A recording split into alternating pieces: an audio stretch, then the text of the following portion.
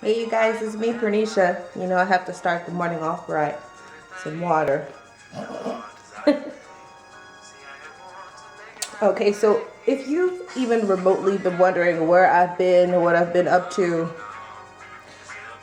I kind of disappeared for a while.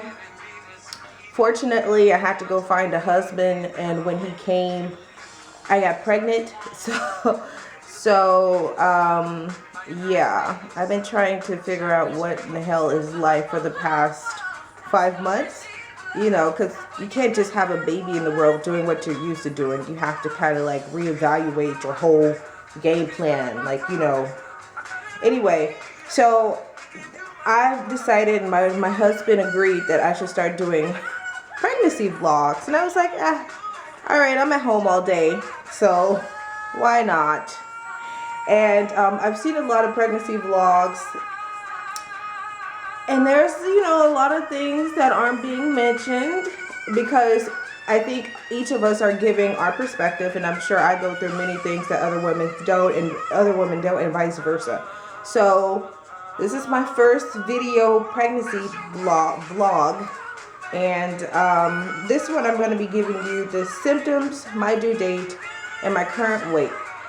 So let's start with the symptoms because we all want to know, well, what are you going through? What happens? What do you do? What did your body do? Oh, let me get off this thing here.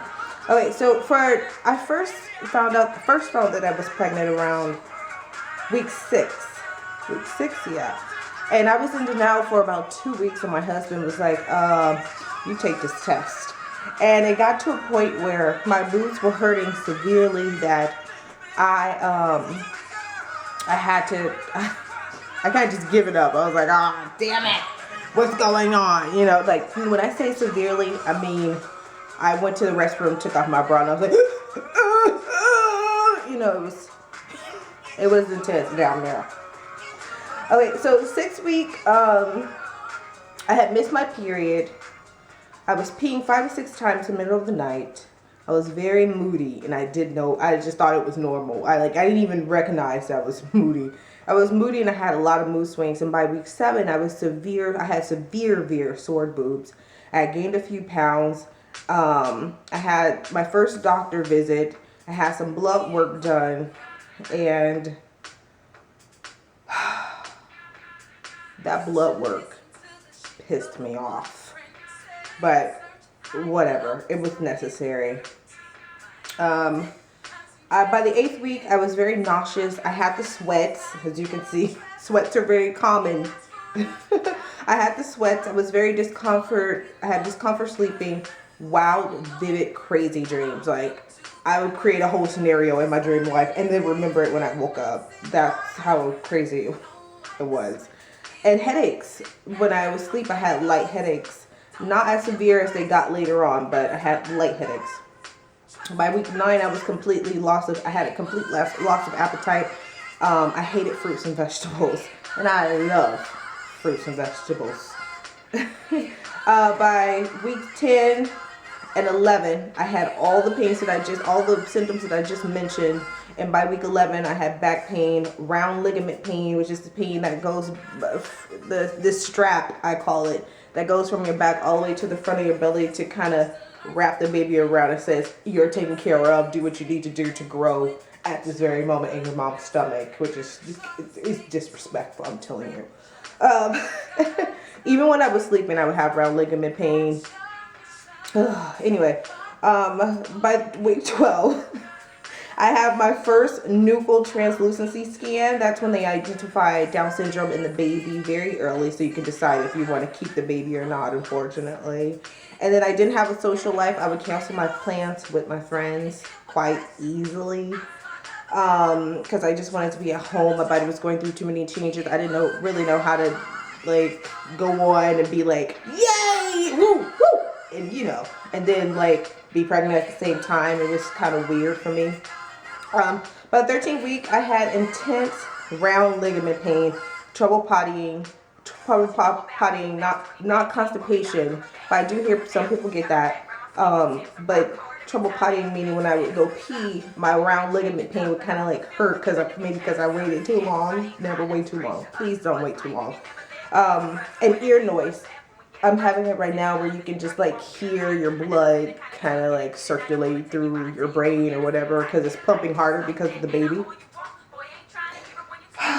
By the 14th week, I had a high fever and strep throat. I had to go to the ER, and come to find out, I just had a high fever, strep throat. and then after that, I was like, please, Pernisha, do not get sick at all during this pregnancy because I never in my million years want to go back to the ER again.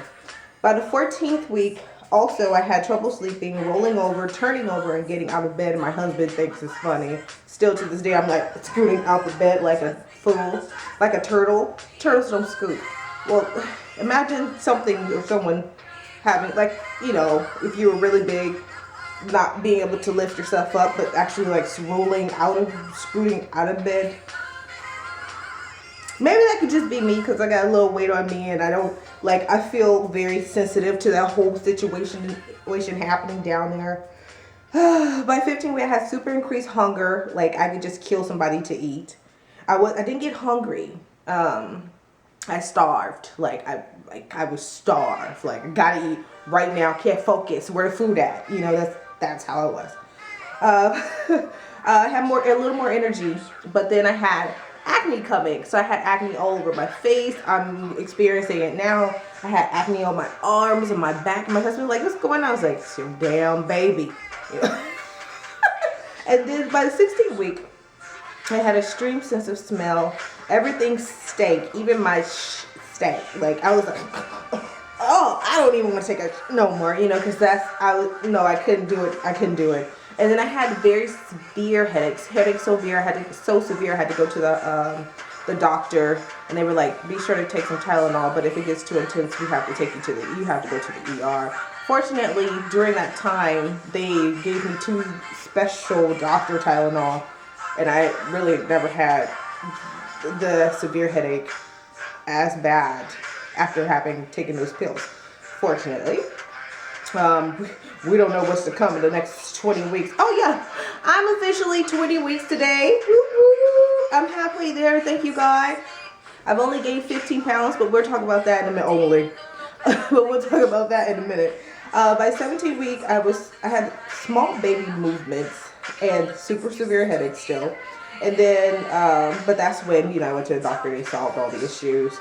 The 18th week, I became a walking zombie.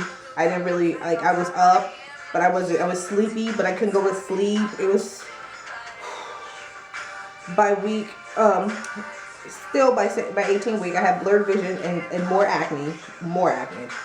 And then by weeks 19 and 20, which is today, I have extreme baby movements and a very picky appetite. Like, I can eat, but I want certain stuff, and but I can eat. I'm a little more lenient, but I'm still picky. Like, if I make something, that's something that I want, gotta go with it, you know. I have nighttime gas. How exciting. My husband's like, oh shit. I'm like, you know, it's your baby. And he's like, don't blame that on my baby. And I'm like, well, it's your baby, so, you know. Trouble going back to sleep. And I have aggressively busy baby. Like, my baby thinks that that whole area is like a playground. Like, it swims, it kicks. I think it plays soccer in there. I think I'm having a kung fu kid. Sometimes I feel the head like pushing out. I think it's the head because I went to get my second scan just recently, and they couldn't finish all the tests because the baby was laying a certain way. And so the baby's just like chilling, awake, still moving around and stuff, but not moving, you know, but moving a little, but not moving out of the way. So the doctor can. Anyway, I did that same day. I was like, the baby was like, bam, bam, you know, I'm coming out. No, I'm not, you know, I don't, this baby is quite ridiculous. And then, so let's talk about my due date.